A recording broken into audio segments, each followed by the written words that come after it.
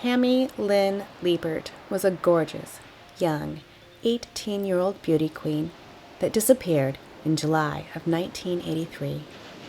She told her mother that she was going to the beach and would be back in a little while, but her mother never saw her again. The last known record of Tammy Lynn was a series of phone messages that police believe she left from a payphone at the gas station on Florida Highway A1A in Cocoa Beach, just 1 block west and 1 block north of here. Tammy Lynn had been an area celebrity, nabbing headlines locally for her many pageant titles and movie star ambitions.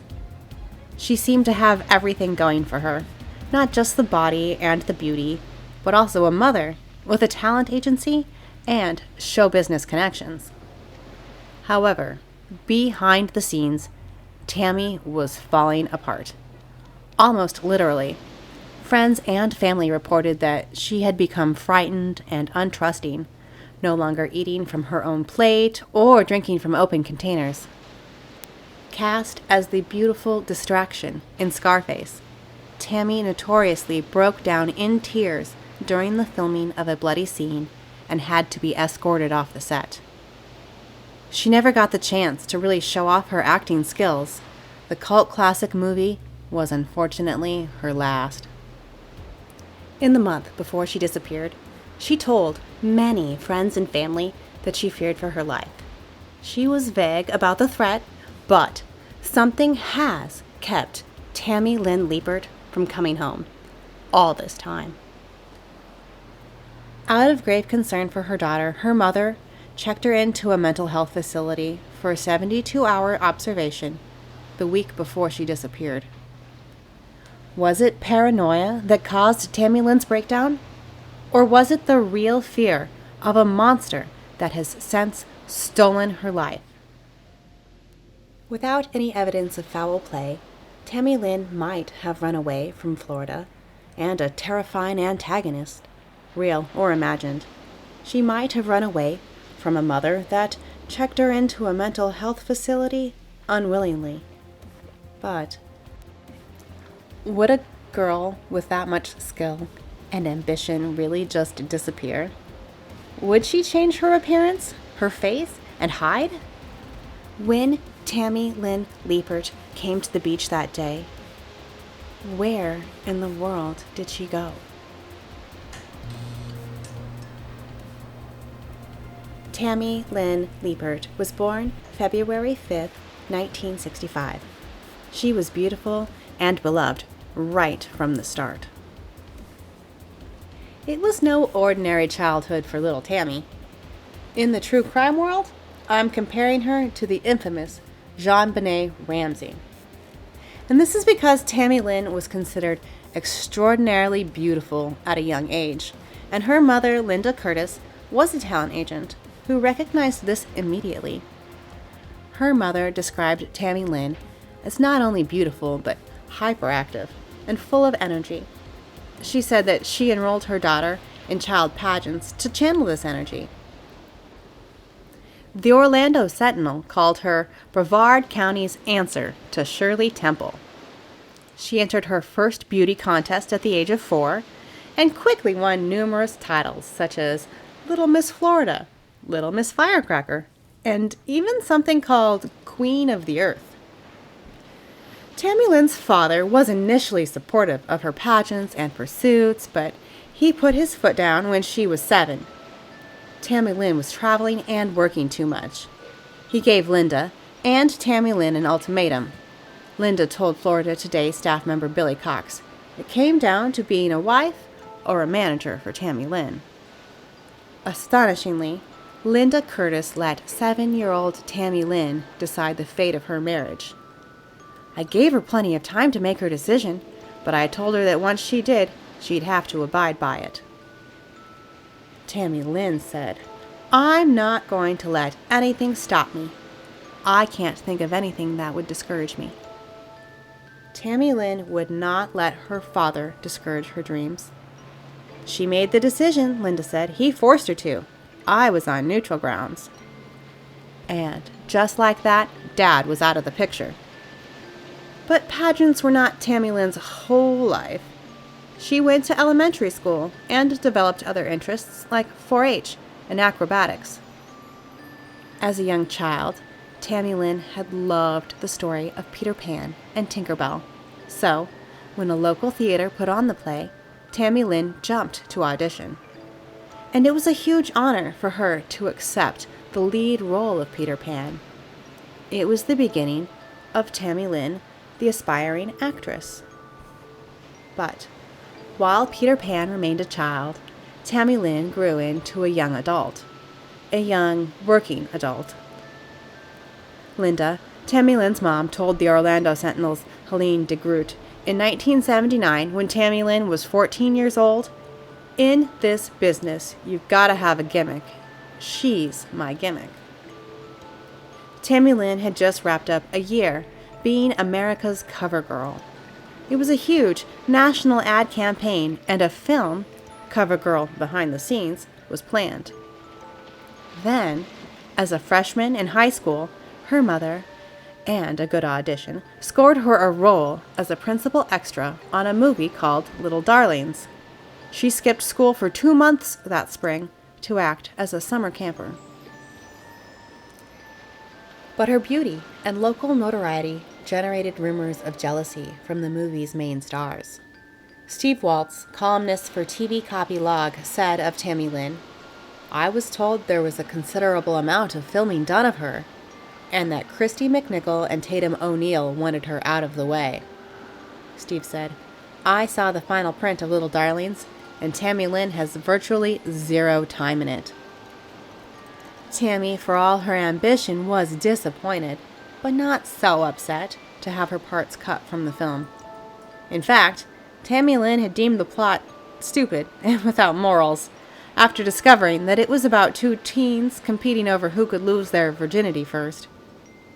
The next year, Linda pulled Tami-Lynn out of public school and enrolled her in a private high school that was more flexible for all the time off that she would need for auditions and competitions. Then, at age 16, she took the GED so she could focus on her career. At the beginning of 1983, Tami-Lynn turned 18 and was officially an adult. She began spelling her name, Tami-Lynn, with only one mature M and an I now. And in March, she gave an exclusive interview to Florida Today's Billy Cox about stardom, her upcoming prospects, and the new movie Spring Break, the cover of which featured a group of young men staking claim to her hips with a flag. Billy calls it the latest episode of the marketing of Tammy Lynn Leppert. While her big screen roles are still mostly non-speaking and ornamental, as Billy puts it, Tammy is also gaining experience guest starring on locally syndicated shows. Tami-Lynn tells Billy that she loves to make people smile and that acting is what keeps her breathing. She was proud of her work on Spring Break, the raunchy college comedy, and preparing to travel to Miami to join the star-studded cast of Scarface. Tammy was described by many as ambitious, driven, and a perfectionist. A film like Scarface would be a huge opportunity for Tami-Lynn, but it is in Miami, on this set, where Tami-Lynn first breaks down. During the filming of a particularly bloody scene, she bursts into tears and must be escorted off the set. Family friend Walter Leibowitz saw Tammy that day and said that Tammy cried hysterically and said that she didn't know where to hide. She was afraid and feared for her life. Tammy confided in her mother that a friend had bragged to her about a large-scale drug money laundering operation running in Brevard County. Linda had wisely advised her daughter to go to the police with these concerns, but Brevard County Sheriff's Officer Mike Wong did not keep a comprehensive record of their meeting. "It was so long ago," he told Florida Today when interviewed in 1990. And the best I can recollect, the conversation didn't have anything to do with anybody trying to kill her. I think she came in to talk about some stolen property she wanted back. Unfortunately, whatever might have been, Officer Wong did not remember. Tami-Lynn began to withdraw further, and she told her friends about her fears. Longtime middle school friend Lisa Geiger spoke with Tami-Lynn over the phone at the end of June. Tammy told Lisa that she was afraid for her life. Lisa said that she invited Tami-Lynn over to talk, but that she never came over. Tammy had descended into a deep paranoia, and she began to act more and more afraid at home. Friends and family began to notice that Tammy no longer left the house, and she wouldn't eat from her own plate or drink from open containers. Linda recounts an incident where a confused Tami-Lynn believed that she was locked out of her house. Tammy went outside for some reason, which seems strange considering how she was afraid to go outside. And when the door slammed and locked behind her, I think a gust of wind caught it. Anyway, she went berserk. She bashed in the window with a baseball bat she picked up in the front yard, and she reached her hand inside to unlock the door. She came running in, yelling and screaming, but before she could do anything else, I pinned her against the wall. I kept saying, "I love you, Tammy. I love you, Tammy," over and over, and then she just went limp. Her family checked her into the Brevard Mental Health Center for a 72-hour observation. When she was released, on July 3rd, Linda says, they said she was normal as far as they could tell. A drug test was negative. A meeting with another therapist was arranged, but Tami-Lynn would disappear before she could see another mental health professional. The next day would have been July 4th, though I'm not sure how she spent her Independence Day holiday. On July 5th, she spent the evening with Rick Adams. He was one of the few people she still trusted. She told him that night that someone was trying to kill her. He says he believes that the fear was real. I knew it wasn't drugs. I can say for sure that Tammy wasn't into drugs. She didn't even drink. That night, she said that she had seen something she shouldn't have seen. He said that she didn't get specific, and that they went to pray at the Evangel Temple, and there she cried. When Rick dropped her off at her house that night, he and Tammy made plans to go back to church the next afternoon, but Rick never saw her again. On July 6th, the next day, Tammy spent the morning at home with her mother. At around 11 a.m., her friend Keith pulled up at the house. Keith Roberts was a 20-year-old that she had met in an acting class a few years prior. On her way out the door, Tami-Lynn told her mother that she was going to the beach and would be back in a little while. Linda reported that Tami-Lynn left the house wearing a light blue blouse with flowers on it and a denim skirt. Some sources report that she did not take her gray purse. Linda noted that uncharacteristically, Tammy had left the house that morning without combing her hair. Beauty Queen Champion, all-American cover girl Tammy Lynn Leppert typically spent a considerable amount of time preparing her appearance, so this was very unusual. Tami-Lynn left the house with her friend Keith to come to this beach. At around 1 p.m. on Florida A1A, driving through town 1 block west of here, in Keith's car, they started to argue.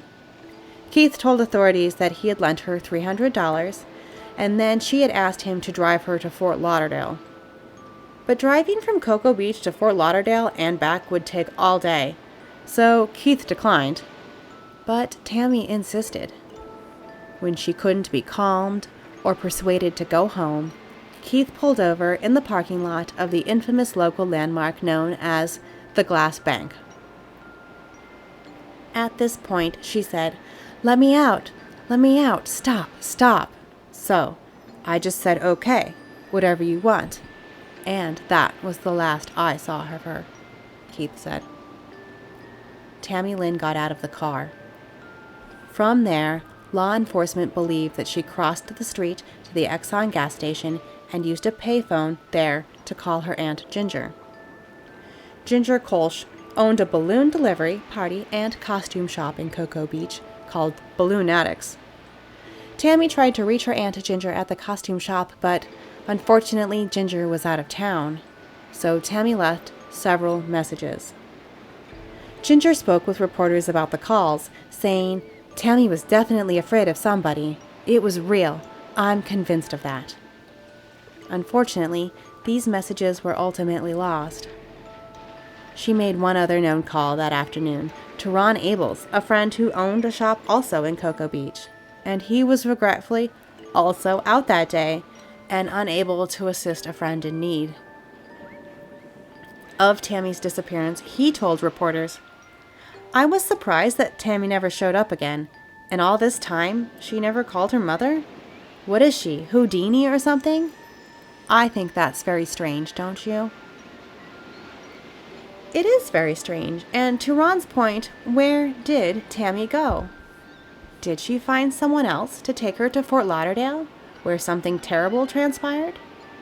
Did someone or something happen to her here, in Cocoa Beach? The movie Spring Break had been filmed in Fort Lauderdale, about 170 miles away.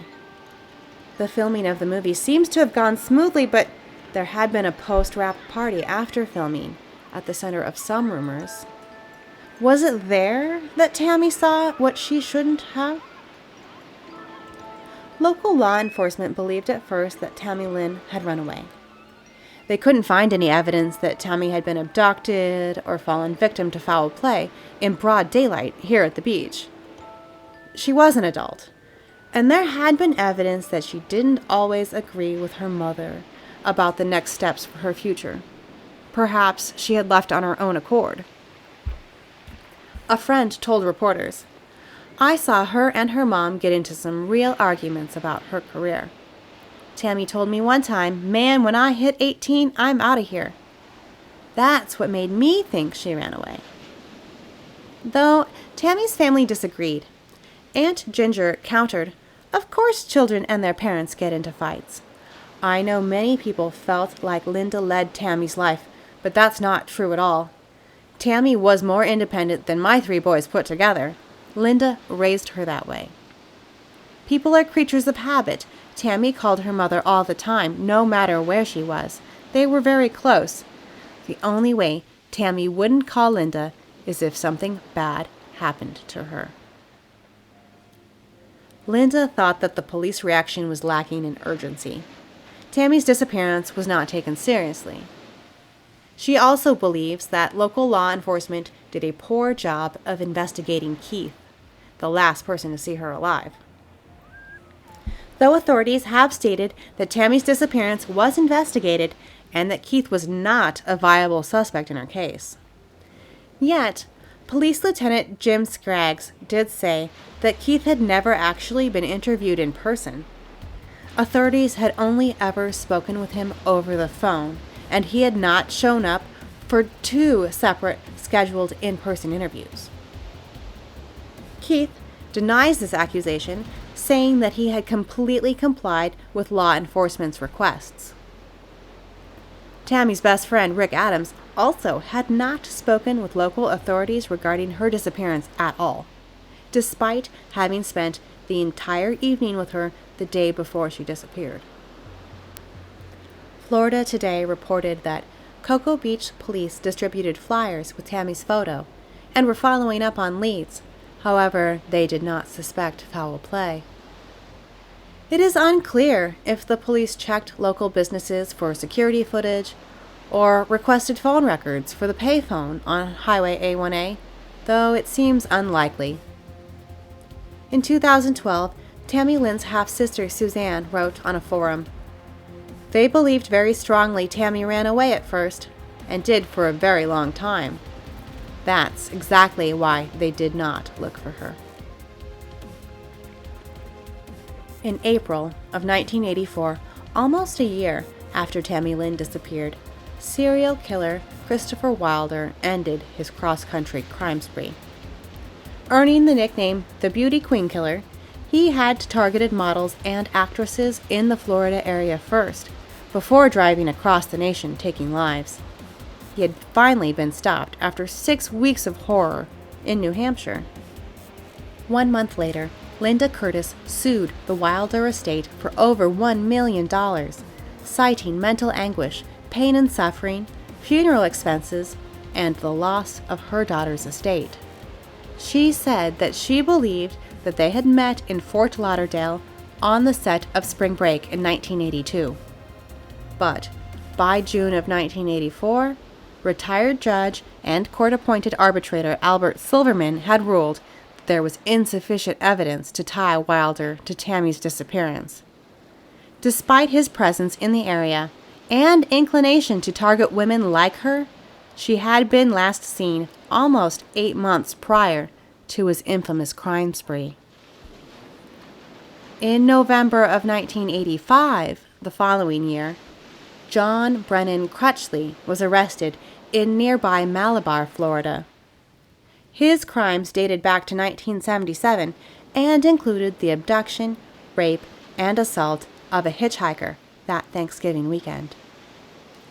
When the handcuffed victim finally escaped out his bathroom window, she told rescuers that he had repeatedly drained and drank blood from the veins in her arms. It earned him the title the Vampire Rapist. Authorities considered Crutchley for a number of missing Florida women, including Tammy Lynn Leppert. However, her sister Suzanne wrote that Detective Cooper with the CBPD told me he has been ruled out as a suspect. In 1992, an Unsolved Mysteries dramatization was filmed on location in Cocoa Beach at the Glass Bank. The story of Tami-Lynn's disappearance was broadcast nationwide, gaining millions of viewers. Tammy's family hoped it would generate leads. However, local authorities consider the case to be cold. Linda continued the search for Tami-Lynn for years from her home in Orlando. When she passed away in 1995, Tami-Lynn's siblings continued the search. Suzanne has spent many years looking for evidence of her half-sister. In addition to hunting down Jane Does across the nation, she maintains a website, a YouTube channel linked in the description, and she distributes age-progressed photos of Tami-Lynn. At some point, Tami-Lynn's dental records were lost, but with DNA from her family, the list of Jane Doe exclusions grows. Suzanne will not be giving up. I have not and will not ever quit looking for my sister Tammy. I have looked a long time for her, and I care about her very much. Someone must know what happened to her. Suzanne directs all leads to the Cocoa Beach Police Department.